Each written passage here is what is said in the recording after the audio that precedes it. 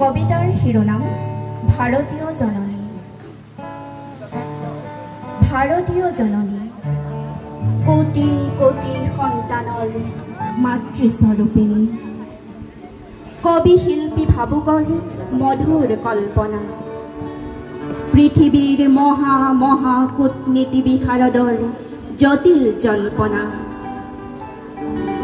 মহাভাৰতৰ গৰিমাৰ মধুগান, ধনিকৰ কবি সেৱকৰ অৱদান,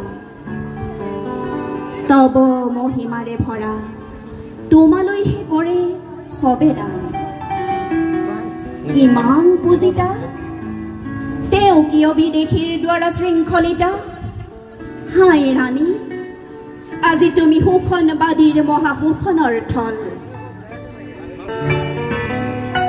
ৰক্ত শোষকৰ দল জুমে জুমে আহি বিকট ভাৱেৰে হাঁহি, দুৰ্দান্ত ৰাক্ষস সম ৰুকি ৰুকি কুৰুকি কুৰুকি, তোমাৰ ৰাঙলী তেজ নিয়ে শুহি শুহি,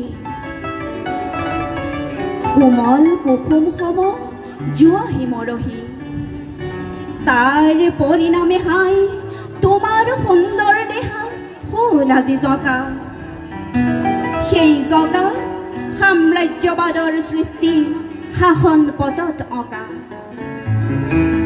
ধনতন্ত্ৰী লোকখনৰ ৰহনেৰে লিখা শোষণবাদীৰ ইতিহাসৰ পাতৰ ছবি, এক জাতি এক দেশ মাতৃকা।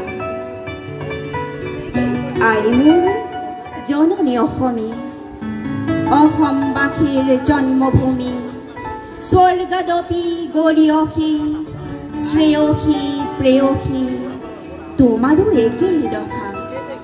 ধন্যবাদ।